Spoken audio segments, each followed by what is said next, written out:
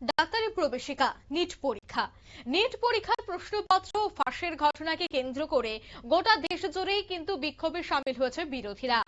কংগ্রেসও একের পর এক বিক্ষোভ কর্মসূচিতে অংশগ্রহণ করছে।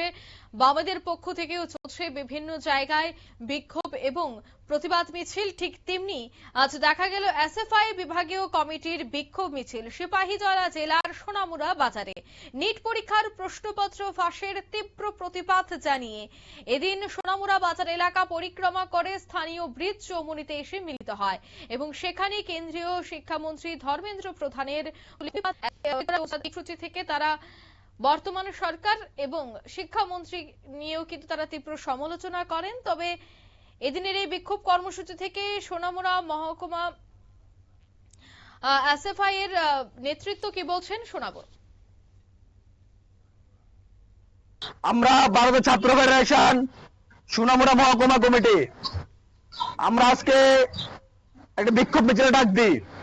এর মুখ্য কারণ হলো আপনারা সবাই জানেন, গত কিছুদিন আগে সারা রাজ্যের মধ্যে যে গুরুত্বপূর্ণ কয়েকটা পরীক্ষার মধ্যে খুবই গুরুত্বপূর্ণ পরীক্ষা নিট পরীক্ষা, সেই পরীক্ষা সম্পন্ন হয় এবং পরীক্ষা সম্পন্ন হওয়ার পরে সারা দেশ জুড়ে আমরা দেখতে পাই যে এই নিট পরীক্ষার প্রশ্নপত্র পরীক্ষার আগেই লিক হয়ে যায় এবং যখন এটা নিয়ে প্রশাসনিকভাবে তদন্ত শুরু হয় তখন আমরা দেখতে পেলাম এই প্রশ্নপত্র ফাঁস করার সাথে জড়িত বিজেপির তাবর নেতৃত্ব। এবং দেখা গেল কি এক এক প্রশ্নপত্র প্রায় 60 লক্ষ 70 লক্ষ টাকার বিনিময়ে ফাঁস করা হলো। শুধু এই 2026 সালের নেট পরীক্ষায় প্রশ্নপত্র ফাঁস নয়, গত 10 বছরে বিভিন্ন পরীক্ষার প্রায় 90টার উপরে প্রশ্নপত্র ফাঁস হয়েছে সারা দেশে। এবং নিট পরীক্ষার এই বিজেপি সরকারের আমলে, মোদী সরকারের আমলে 4টা প্রশ্নপত্র ফাঁস হয়েছে, 2016, 21, 24 এবং 2026 সাল। এই যে একের পর এক পরীক্ষার প্রশ্নপত্র ফাঁস হচ্ছে, এর বিরুদ্ধে দাঁড়িয়ে